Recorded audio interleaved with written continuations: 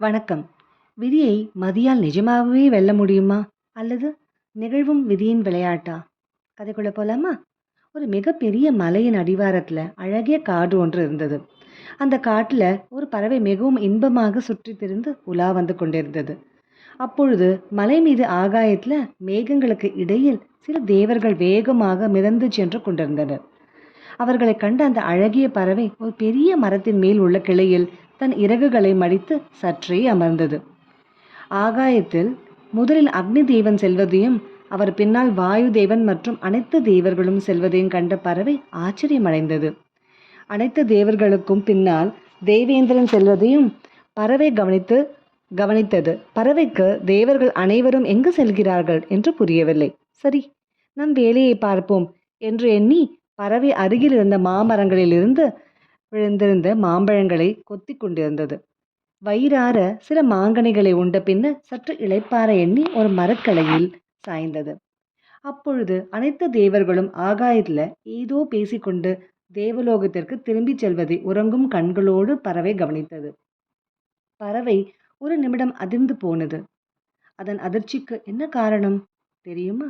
அனைத்து தேவர்களையும் கண்ட பறவை இறுதியில் யமதர்மராஜன் கதையையும் பாச கயிற்றையும் சுமந்து கொண்டு நடந்து வரும் காட்சியை கண்டதால்தான். பறவை சற்று அச்சமடைந்தது. ஒருவர் இறக்கும் தருவாயில் அல்லவா யமதர்மனை காண இயலும். அப்படியெனில் தாம் மரணமடைய போகிறோமோ என்றெல்லாம் பறவை சிந்தித்தது. ஆனால் யமதர்மன் தன்னை காணவில்லை என்று பறவை நிதானம் அடைந்தது. என்ன ஆச்சரியம்! அடுத்த நொடியே யமதர்மன் தன் தலையை திருப்பி தொலை தூரத்தில் உள்ள கானகத்தில் உள்ள மரக்கிளையில் சாய்ந்து கொண்டிருந்த பறவையை பார்வையிட்டான். அந்த பார்வையை பறவையை நிலைகுலைய செய்தது. யமதர்மர் சில வினாடிகள் பறவையை நோக்கிவிட்டு தேவர்களை பின்தொடர்ந்து சென்று விட்டார். இந்த அச்சமூட்டும் சம்பவம் பறவைக்கு குழப்பத்தை ஏற்படுத்தியது. ஒருவேளை யமதர்மன் என்னை தேடி இந்த கானகத்திற்கு வந்துவிட்டால் என்ன செய்வேன்? எங்கே போவேன்? இந்த அச்சத்திலிருந்து எப்படி நான் விடுதலை அடைவேன்? சிறிது நேரம் சிந்தித்ததில் பறவைக்கு ஒரு எண்ணம் தோன்றியது. அது என்னவென்றால், தான் யமனின் பிடியிலிருந்து தப்பிக்க வேண்டுமெனில் எம்பெருமான் மகாவிஷ்ணுவை துதிக்க வேண்டும் என்று முடிவு செய்தது. கண்களை இறுக மூடிக்கொண்டு நாராயணனை அகக்கண்ணால் வழிபடத் தொடங்கியது. கண்ணில் கண்ணீர் மல்க பரந்தாமனை துதிபாடியது பறவை. பறவையின் இசை கேட்டு இன்பமுற்று நாராயணர் தன் கருட வாகனத்தில் ஏறி பறவையை காண கானகத்திற்கு வந்தார். பறவையே, உனது கண்களை திறவாய். உனது பக்திமயமான துதியை கேட்டு யாம் அகம் மகிழ்ந்தோம்.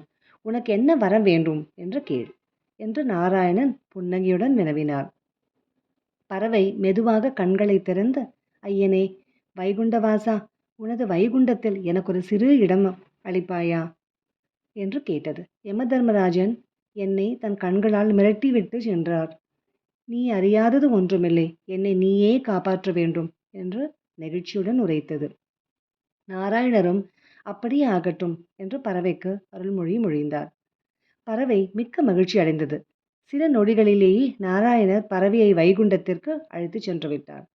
வைகுண்டத்தை அடைந்த பறவை அளப்பரிய இன்பத்தை பெற்றது.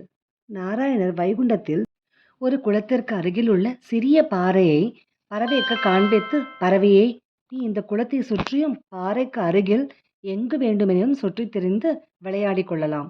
வேறு இடங்களுக்கு செல்ல வேண்டாம் என்று கூறிவிட்டு தன் பத்தினியான லக்குமியை காணச் சென்றார். பறவை ஆனந்தம் அடைந்தது. குளத்திற்கு அருகில் சிறிது நேரம் விளையாடியது. பின்னர் பாறைக்கு பின்னே உள்ள சின்னஞ்சிறு செடிகளில் உருண்டு பிறண்டு இன்புற்றது. ஆனால் சற்று நேரத்திலேயே குளமும் பாறையும் பறவைக்கு சலித்து போயின.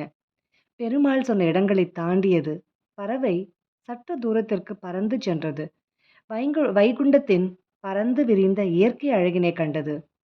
குளத்திற்கு சற்று தூரத்தில் உள்ள ஒரு பெரிய மாமரத்தை கண்டது. அதன் மேல் பறவை சென்று அமர்ந்தது.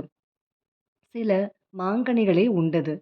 சற்று நேரத்திலேயே எங்கிருந்தோ வந்த ஒரு வேடனது அம்பானது அந்த பறவையின் இதயத்தை துளைத்தது. பறவை தன் கண்களில் நீர் மல்க மரத்திலிருந்து கீழே விழுந்து உயிருக்கு போராடி கொண்டிருந்தது.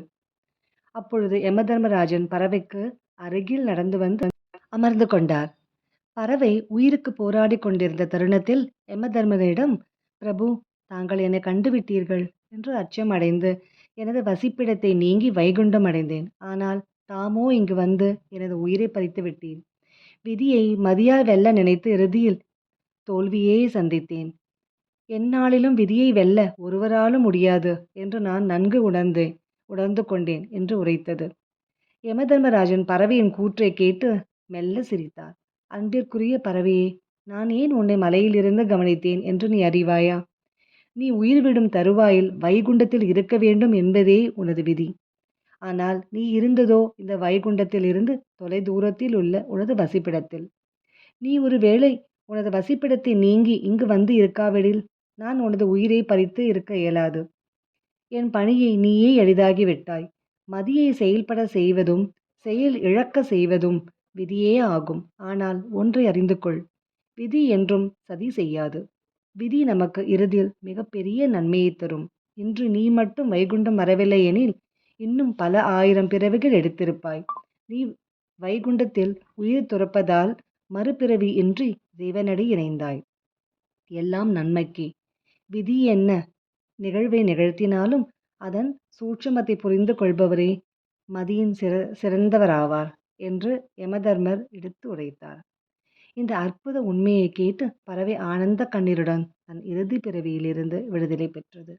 இது வெறும் கதை என விட்டு விடாமல் நிஜமான வாழ்க்கையை உணர்ந்தும் தெளிந்தும் வாழ்வோம். விதியின் சூட்சமம். நன்றி, வணக்கம்.